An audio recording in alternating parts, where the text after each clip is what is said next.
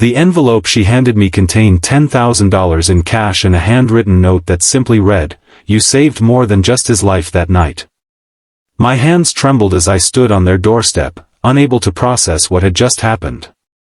3 months ago, I was just another employee who made a split-second decision to take my intoxicated boss home. I never imagined it would unravel a family secret that would change all our lives forever. If you're enjoying this story so far, please hit that like button and subscribe to the channel for more real-life stories that will touch your heart and maybe even change how you see the world. Your support means everything, and I promise this story has twists you won't see coming. My name is Alex, and 6 months ago I was just another marketing associate at Meridian Consulting, a mid-sized firm in Chicago. My boss, Richard Harmon, was the kind of executive who commanded respect without demanding it. Tall with salt and pepper hair and always impeccably dressed, he ran our department with a firm but fair approach that made everyone want to impress him. I'd been at the company for just over 2 years, and while Richard knew my name and occasionally complimented my work, we weren't exactly close. That all changed the night of our company's annual holiday party. The event was held at an upscale hotel downtown, with an open bar that flowed freely all night. I nursed a couple of drinks throughout the evening, planning to drive home. As the night wore on, I couldn't help but notice Richard drinking more heavily than usual. By midnight, he was slurring his words and struggling to stand straight. "You okay, Mr. Harmon?"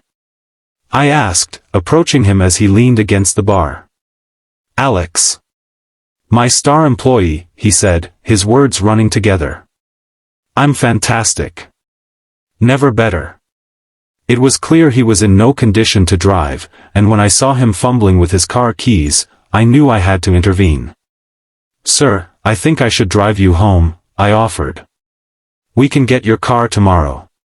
He protested at first, insisting he was fine, but after some gentle persuasion, he reluctantly handed over his keys. I helped him to my car, a beat-up Honda Civic that felt embarrassingly modest compared to his luxury sedan. As I programmed his address into my GPS, I wondered what his home would look like. Executives at his level lived in a different world than mine. The drive was mostly silent, with Richard drifting in and out of consciousness in the passenger seat. But about halfway to his house, he suddenly became alert. "You know what today is?" he asked, his voice surprisingly clear. "Friday, sir. December 15th. 10 years, he said, staring out the window. 10 years since I almost lost everything. I didn't know how to respond, so I just kept driving, but Richard continued. I used to be like this all the time. Drunk. Out of control. He sighed deeply. Almost killed someone. Almost killed myself. The confession hung in the air between us. I'd never heard anything about Richard having a drinking problem. At work, he was always the picture of composure and professionalism. My wife, Claire, he continued. She gave me one last chance. Said if I ever came home drunk again, she'd take our daughter and leave. His voice cracked.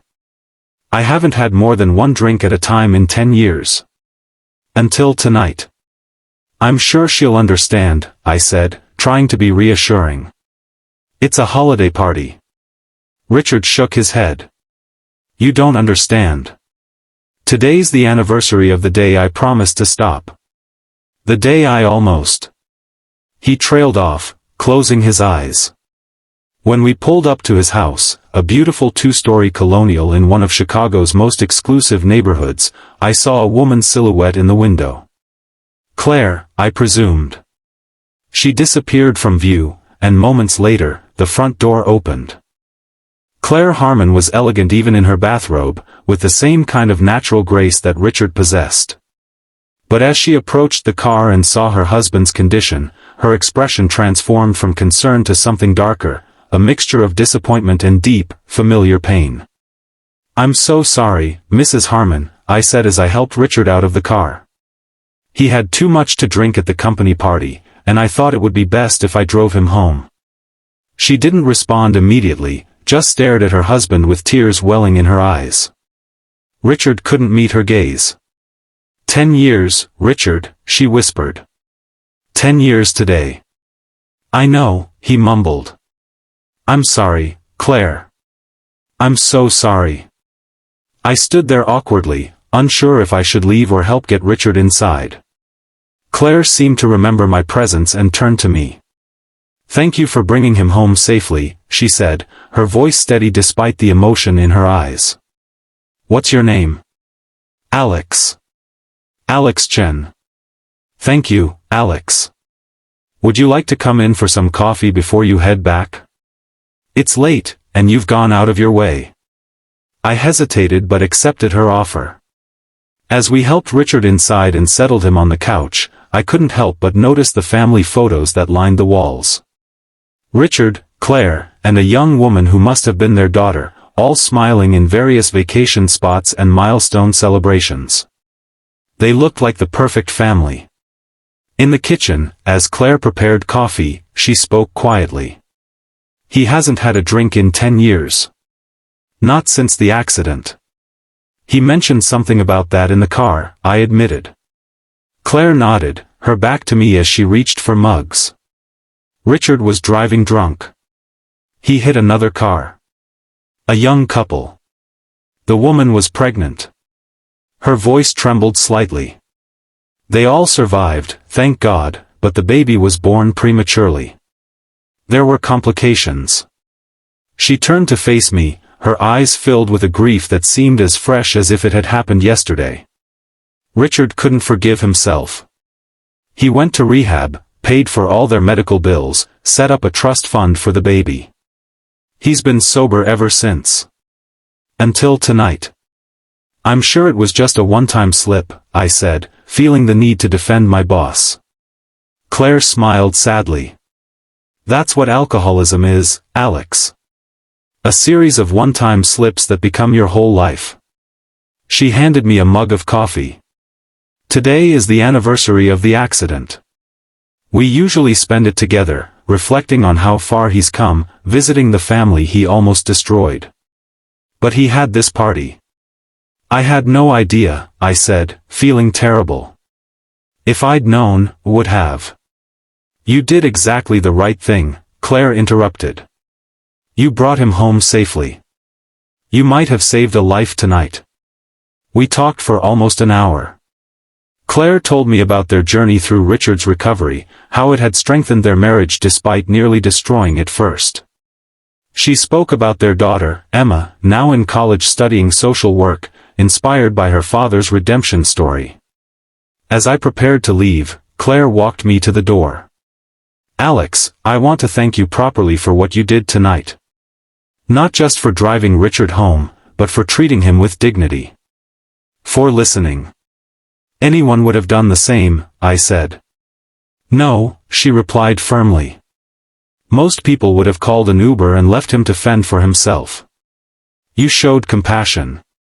I drove home that night with a new perspective on Richard Harmon. The intimidating executive was also a flawed human being who had made terrible mistakes and spent a decade atoning for them. The following Monday at work, I expected things to be awkward with Richard, but he wasn't in the office. He didn't return for 3 days, and when he did, he called me into his office immediately. Alex, he said, standing as I entered. He looked tired but clear-eyed. I want to apologize for putting you in that position Friday night. It's really not necessary, sir, I began, but he held up a hand. It is. I compromised my sobriety and my principles, and I involved you in it. That's unacceptable. He took a deep breath. I've spent the last few days reconnecting with my sponsor and recommitting to my recovery. What happened Friday won't happen again. I'm glad to hear that, Mr. Harmon. Richard, please. He smiled slightly. I think we're past formalities now. He explained that he'd been under tremendous pressure with the year-end reports and had convinced himself that one drink to celebrate the holidays wouldn't hurt. One became several, and before he knew it, he was drunk for the first time in a decade. Claire told me you two talked, he said. So you know what this date means to our family. I nodded. The family I almost destroyed with my recklessness, I visit them every year on the anniversary. The child, Lily, is 10 now.